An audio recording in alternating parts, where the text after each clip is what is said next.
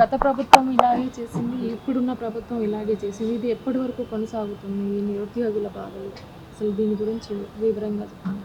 ఈ బాధలు ఈ జాబ్ క్యాలెండర్ తోటి ఈ ఉద్యమంతో అయిపోతాయి. 2 లక్షల ఉద్యోగాలు వచ్చేంత వరకు ఆగేది లేదు. 2 లక్షల ఉద్యోగాలు వస్తే దాదాపు సమస్య అనేటటువంటిది సగం సమసిపోతుంది. ఎందుకంటే ఇది అయిపోయినాక మిగతా ఏంటంటే ప్రైవేటు రంగంలో ఉద్యోగాలు, సామాజిక రిజర్వేషన్లు అన్నారు. అటువైపుకు మేము వెళ్తాం. ఈ సంవత్సరంలో ఈ సమస్యలు సమసిపోవాలని మా ఆకాంక్ష, కోరిక. ఎక్కడి వరకు అంటే పోరాటం ఎక్కడి వరకు కొనసాగిస్తారు అని అంటే ఈ తీరేంత వరకు ఈ తీరేంత వరకు వీళ్ళు దీన్ని ఇటనే చేసిరనుకో మేము అంతే. కనీసం కలవడానికి ప్రయత్నించారా? సీఎం గారిని కానీ ఎవరినైనా కలవడానికి ప్రయత్నించారా? కానీ ప్రగతి భవన్ దగ్గర మాత్రమే వాళ్ళు కంచెలు తీసేసుకున్నారు. ఈ తీసేసిన కంచెలు రేవంత్ రెడ్డి గారి ఇంటి ముంగట ఉన్నాయి. ఆ కంచెలు నిరుద్యోగుల్ని కలవనిచ్చేటట్టు లేదు. ఆ కంచెలు గాంధీ భవన్కి కూడా వచ్చినాయి, నిరుద్యోగుల్ని కలవనిచ్చేటట్టు లేదు. కాంగ్రెస్ యొక్క యూత్ వింగ్ ఏదైతే ఉందో ఆ యూత్ వింగ్ అయినా, వాళ్ళ ఎన్ఎస్యూ అయినా, వాళ్ళ అనుబంధ కుటుంబాల నుంచి, వాళ్ళ అనుబంధ కుటుంబాలలో చదువుకున్నటువంటి నిరుద్యోగుల నుంచి పిలిపించుకొని వాళ్ళతోటే మాట్లాడుతున్నారు తప్పితే నిజంగా సమస్య అశోక్ నగర్లో ఉంది కాబట్టి అశోక్ నగర్కు వాళ్ళు రావట్లేదు. అశోక్ నగర్కి వస్తేనే సమస్య సమసిపోతుంది.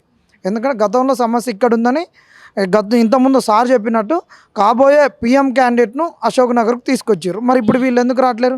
పిఎం కాకపోయినా కానీ ఇక్కడుండి పదవులు పొందిన వాళ్ళు కూడా రావట్లేదు కదా. వాళ్ళని అడిగితే కేసులు పెడుతున్నారు కదా. అందుకనే మేము ఏమంటున్నామంటే మమ్మల్ని వాళ్ళు ప్రగతి భవన్ ముందు కంచెలు తీసేసుకొని వాళ్ళు డాంబైకాలు పొందినరే తప్పితే అసలు కలవడానికి ఎవరైతే ఉన్నారో వాళ్లకు కంచెలేస్తున్నారు, వాళ్ళ కేసులు పెడుతున్నారు. వాళ్ళు అడిగితే వాళ్ళ నోర్లు మూయించే విధంగా వీళ్ళు వ్యవహరిస్తున్నారు.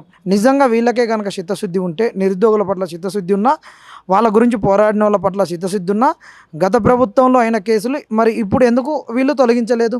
తెలంగాణ ఉద్యమంలో ఉన్నప్పుడు తెలంగాణ ఉద్యమంలో కేసులన్నీ తీసేయాలన్నారు కదా. మరి నిరుద్యోగుల గురించి కొట్లాడారు కదా. మరి వాళ్ళ మీద ఎందుకు ఆ కేసులను తొలగించలేదు? మరి అశోక్ సార్ మీద 18 కేసులు నిరుద్యోగుల వల్లనే. మరి ఆ కేసులు కాంగ్రెస్ ప్రభుత్వం వచ్చి ఎందుకు తీసేయట్లే? తీసేయపోగా అడిగేటోళ్ళ మీద మళ్ళీ కేసులు పెట్టడం ఏంది? ఇప్పుడు నేను రియాజ్ సార్ను నువ్వు అన్నావు, మా వల్ల ఉద్యోగం వచ్చింది నీకు, మాకు ఉద్యోగాలు రాలేదన్నావు. రియాజ్ సార్ ఈ పగిలితే మాకు ఉద్యోగాలు వస్తాయి అన్నావు. ఆయన అన్నందుకు నా మీద కేసు పెట్టిండు. ఆయన నిన్న కూడా మన తొలి వెలుగులో అసలు ఆయనకి ఏది లేకుండా ఇక అంటున్నాం, ఏది లేకుండా ఇక అంటే మళ్ళీ ఇక ఈయన ఇది బూతులు అంటాడు. ఆయన తెలంగాణలో ఈ బూతులేం కాదు, సిగ్గు, శరం, లజ్జ, మానం అనేది లేకుండా మళ్ళీ ఉద్యోగాలు వస్తాయి, నోటిఫికేషన్లు వస్తాయి. ఆడ మీడియా పర్సన్ అడుగుతుంటే, యాంకర్ అడుగుతుంటే ఆయన ఏమంటాడు?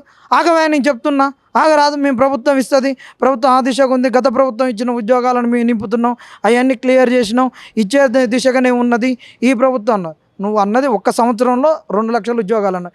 గత ప్రభుత్వాన్ని కలుపుకున్నావా? అప్పుడు అడిగితే గత ప్రభుత్వం లేదని ఇంకా మరి ప్రియాంక గాంధీ గారు చెప్పారు కదా, ఇది జాబ్ క్యాలెండర్ కదా. మరి ఈ రెండింటి ఉన్నాయి కదా ఎవిడెన్స్లు.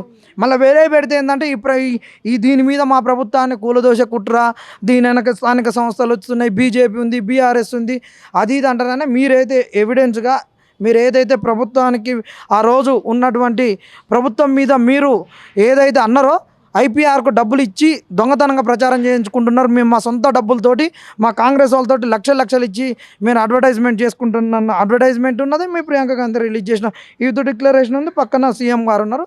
ఈ డిక్లరేషన్లో ఉన్నాయి, ఇవ్వమని మా కోరిక, అంతే.